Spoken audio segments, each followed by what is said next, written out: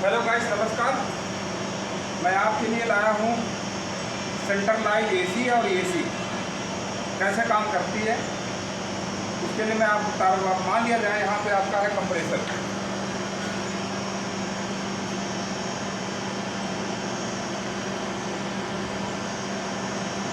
ये आपका कंप्रेसर है।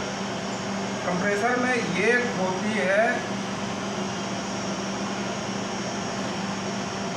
मोटी पाइप होती है और एक होती है पतली। ये हो गई मोटी पाइप और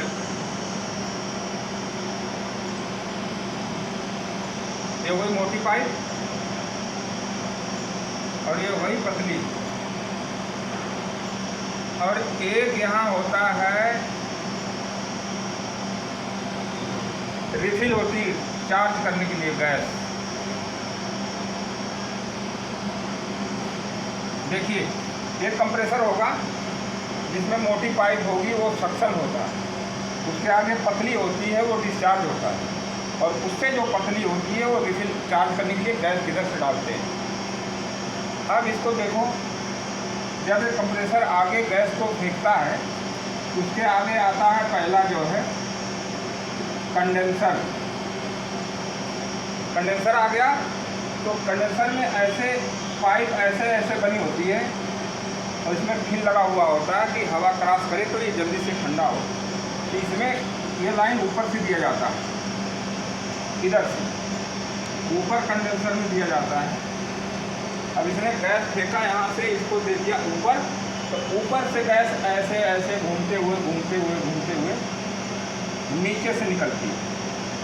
नीचे से निकली और इस पर लग गया तुम्हारा पंखा।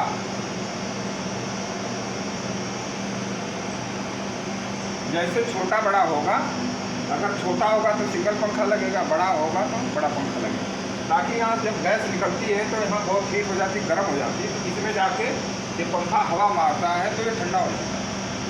ठंडा होने के बाद यहाँ से जाके ये तकरीबन काफ़ी ठंडा हो जाता है। उसके बाद इसी प्रकार का होता है कूलिंग कॉइल। ये हो गया आपका कंडेंसर और ये हो गया आपका कूलिंग कॉइल। ये हो गया आपका कूलिंग कॉइल, हो गया कंडेंसर। यहाँ से इसने फेंका, यहाँ हीट हुआ, हीट को पंखे ने ठंडा किया, लेकिन यहाँ से नीचे से निकला। फिर नीचे से इसको नीचे ही कनेक्शन देना है और ऊपर से निकालना है इसको। ऊपर निकालना ये कि जल्दी से इसमें झड़े और जल्दी से ठंडा हो जाए। और इसमें जाके ये पूरा भरा हुआ होना चाहिए, ताकि ये ऊपर से जब जाएगा तो ये भरा हुआ होगा। अब इसमें आपका जो है पंखा लगेगा। जब एक कूलिंग कॉइल है, इसमें भी उसी प्रकार का फिल रहता है। इसको बोलते हैं इनडोर, इसको बोलते हैं आउटडोर। ये बाहर लगता है गर्म होने का, इन वाला घर के अंदर लगता है। अब इसको करना है आपको। अब यहाँ पर ये क्या किया, कूलिंग कॉइल को इसमें हवा जब मारा तो कूलर की तरह जैसे पानी ठंडा होके आता है, वैसे सारे जो है पाइप ठंडी नहीं किए, हवा मारने तक आपके अंदर कूलिंग ट्रांसफ़र हो जाएगी। तो हो गया इसी का काम। और ये जो वापस आया वो आके रिटर्न फिर जो है सक्शन में चला गया।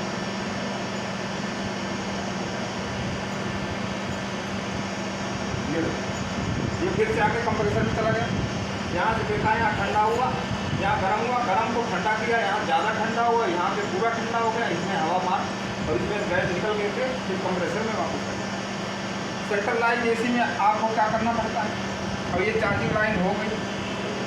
अब इसमें क्या है, जब सेंट्रलाइज बड़ी एसी, मान लो यहाँ हमको पानी गर्म तो पानी ठंडा करना, अभी ये हवा का होगा, लेकिन इसी जगह पे हमको पानी का अगर ठंडा करना तो उसके अलग कॉइल बनते हैं। उसके ऐसे बनते हैं कॉइल, ऐसे बनते हैं। इसमें डिस्चार्ज हुआ, इसमें सक्शन हो गया। ये पानी में डूबा रहेगा तो ठंडा हो रहा है। अगर इसको आपने बाहर लगा दिया तो हवा को ठंडा करने लगे। ये कॉइल बनाने के अलग अलग तरीके होते हैं। कभी ऐसे बनता है, अगर टंकी में बनाना तो ऐसे पानी में डुबा दिया, लेकिन इसमें एजिटेटर लगाना पड़ता है। ये में पानी को घुमाता है ताकि बर्फ़ ना जमे। ठीक है, तो अब बताता हूँ अगला इसका। ये कॉइल का डिज़ाइन चेंज हो जाएगा, हवा की जगह अगर पानी ठंडा करोगे इसका कॉइल का डिज़ाइन चेंज हो जाएगा। अब सेंट्रलाइज एसी में क्या होता है, अब यहाँ से हमको जो है एक कनेक्शन देना पड़ता है कंट्रोल पाइप से और एक सक्शन से देना पड़ता है। मान लो अगर ये पंखा हमारा फेल हो गया तो यहाँ पे हेड प्रेशर बढ़ जाएगा, फटने के चांस हो जाते हैं। उस कंडीशन में पूरे ऑटो मोड में करने के लिए यहाँ पे हमारे पास लगती है घड़ी और यहाँ पे लगेगी घड़ी। यहाँ पे घड़ी लग गई, इसमें देखो गैस कनेक्शन, इस गैस की लाइन यहाँ टी लगा के यहाँ घड़ी लगा दिया जाता है, जिसका नंबर होता है, इसको बोलते हैं डिस्चार्ज की घड़ी और इसको बोलते हैं सक्शन की। इसको सक्शन की घड़ी बोलते हैं, इसको डिस्चार्ज। यहाँ जब प्रेशर देता है इसका प्रेशर बहुत ज़्यादा होता है और इसका कम होता है, इसका 50% होता है, इसका 250 से 300 360 जैसी गर्म हो और R22 और 234 से 508 और ऐसे कई प्रकार के 6-7 प्रकार के जैसे होते हैं। अब इसमें क्या किया, फिर यहाँ से आपको एक टी देकर के और ELP लगा दिया जाता है। HP इसमें रहेगा, हेड प्रेशर में रहेगा HP और यहाँ पे एक लगा दिया जाता है ELP। अब ELP क्या होगा, यहाँ इलेक्ट्रिकल कंट्रोल हो जाएगा। यहाँ पे इलेक्ट्रिकल हेड प्रेशर कितना, इससे आप देख सकते हो कि हमारा हेड प्रेशर कितना जा रहा है। अगर हेड प्रेशर ज़्यादा हो गया, अगर यहाँ से पंखा फेल हो गया तो यहाँ हेड प्रेशर बढ़ जाएगा और यहाँ भी बढ़ जाएगा। ये क्या करेगा, इलेक्ट्रिकल की सर्किट को काट देगा, यानी कंप्रेसर को आपको बंद कर देगा। और ELP में यानी या तो गैस इधर पूरी नहीं आ रही या तो गैस खत्म होगी, तो ELP का जो टारगेट होता है 50 से 55 PSI जो प्रेशर होता है उसको 15 से 50 रखना पड़ता है। 15 तक वो चलता रहेगा। अगर 15 से भी कम गैस हो गया PSI से तो ये ELP कट मार जाए, आपके प्लांट को बचा देगा और AC नहीं चलेगा। तो आप घड़ी से ही पता लगाएं। सेंट्रलाइज AC अगर जिसमें ये नहीं लगा होगा तो यहाँ पे आपका सिस्टम बना होगा जिसमें आप घड़ी लगा के चेक कर सकते हैं कि गैस कितना, या तत्काल में चला कर यहाँ देखते हेड प्रेशर कितना, और ऑलरेडी में लगा रहेगा तो आपको जाते के साथ ही पता लग जाएगा। तो सेंट्रलाइज AC में ऑटोमेशन करना जरूरी है, जल्दी AC लगाना जरूरी है, हाई प्रेशर और लो प्रेशर हाई प्रेशर की घड़ी लगाना जरूरी है। इससे प्लांट आपका बचा रहेगा, नहीं ये भी बढ़ सकता है या इसमें कुछ भी बढ़ सकता है, नुकसान हो जाएगा और उसको खतरा हो या नहीं हो खतरा हो। और यहाँ पे रिटर्न में क्या होता है, यहाँ से काम किया, इसमें क्या, इसमें रिटर्न में कई बार जो है ऐसा होता है कि यहाँ पे फिल्टर लगाया जाता है। यहाँ बीच रास्ते में फिल्टर लगा दो। फिल्टर वाई टाइप का आता है, स्टेट टाइप का आता है, ऐसे अलग अलग प्रकार के फिल्टर लगाना। उसमें रूई टाइप का डाला होता है, इसमें छन की गैस आती है। अब गैस इसमें अगर जब चलता रहेगा कंटिन्यू तो अंदर के बॉडी को भी घर्षण करके काटता है। कचरा अंदर से काम है, कचरा अंदर से तांबे की पाइप को काटा, यहाँ कंप्रेसर में लोहा है चल रहा है, कंप्रेसर चल रहा, तो धीरे धीरे काट काट के कचरा आ सकता है, तो एक्सपेंसर वाल में या कैपिलरी में जाके फंस सकता है। तो इसलिए यहाँ पे फिल्टर लगाना होता है और यहाँ पे आके जो है आपका इसके बाद यहाँ से ले जा करके एक्सपेंशन वाल लगा देना चाहिए। यहाँ पे एक्सपेंशन वाल लगा देना चाहिए। ये एक्सपेंशन वाल क्या करता है, वो स्प्रे करता है, एक रेशियो में बराबर गैस देता है, एक फुहारा में जैसे नाजिल हुआ जैसे करता है। अब कई बार यहाँ ना रह करके यहाँ पे कैपिलरी लगा दी जाती है, इन दोनों के बीच में पतली सी पाइप ऐसे करके जो है लगा दिया जाता है, तो यहाँ रिड्यूस हो जाता है। जब रिड्यूस हो जाएगा तो यहाँ एक रेशियो में देगा। अगर डायरेक्ट जितना मोटा इधर गया इधर मोटा गया इधर, तो कुल में थोड़ा डिफरेंस आ सकता है, सही काम नहीं करे। और कैपिलरी और या एक्सपेंशन, सेंट्रल लाइन में एक्सपेंशन तो लगाना जरूर पड़ेगा, लेकिन अगर AC वगैरह में छोटी AC वगैरह तो आपको कैपिलरी भी लग जाती है।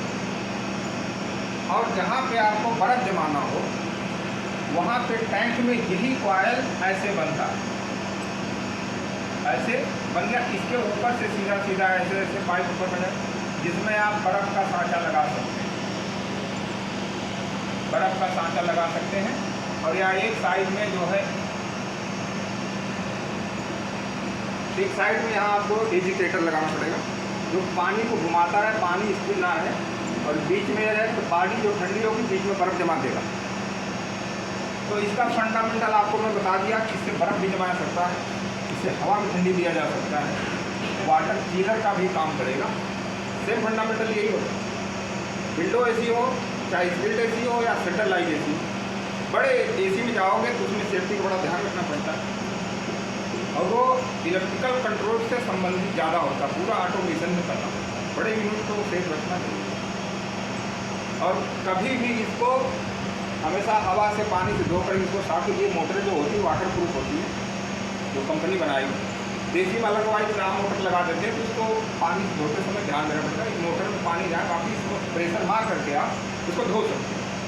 जब इसमें डस्ट जम जाएगी इसके फिन में, तो ये ठंडा नहीं हो पाएगा, तो हेड प्रेशर बढ़ेगा और बार बार आपका ये कंप्रेसर कट मारेगा यहाँ HP की वजह से। तो इस सब चीज़ों का ध्यान रखना होता है। मैं आप लोगों को बता रहा हूँ, जैसे ऐसी काम सीखने में आपको बहुत ज़्यादा दिन लग जाता है जब काम में। अगर आपको फंडामेंटल याद है तो जब आप काम करेंगे तो बहुत ईजी तरीके जल्दी से फंडामेंटल बात समझ जाए। बहुत लोग हार्ड वर्क तरीके से बताते हैं जिसमें समझ में नहीं आता। तो जब आप सीखेंगे इसको, वीडियो को देखेंगे, तो आपको यहाँ और वहाँ दोनों मैच करेंगे। डिजाइन अलग हो सकता है, ये ड्राइंग ऐसे सीधा बना दिया, वहाँ पाइप ऐसे घुमा के उसमें एडजस्ट किया है। कम जगह में जब आप किसी को मॉडिफाई कर देते हैं, देखने में बहुत दुख लगता है। अब इसी को बहुत बड़ी जगह में बनाएंगे तो आपका पैकेज का रेट भी ज़्यादा हो जाएगा, देखने में ऐसा लगेगा किसने बनाया। तो उसको मॉडिफाई करते हैं, कम एरिया में ज़्यादा फंक्शन, या अपना अपना मॉडिफाई तरीका है, ये है इसमें। ऐसा गाइस, मेरे चैनल को सब्सक्राइब करिए, शेयर करिए। मैं आपको एक से एक नॉलेज में देता रहूँगा, साफ सुथरा, जिसमें आपको समझ में आए। और आगे मैं मोटर वाइंडिंग पे दूंगा, थ्री फेस अल्टरनेटर पे दूंगा, स्टार्टर पे दूंगा, स्टार डेल्टा पे दूंगा, MF पे दूंगा, ड्यूअल पे दूंगा, FSDR पे दूंगा।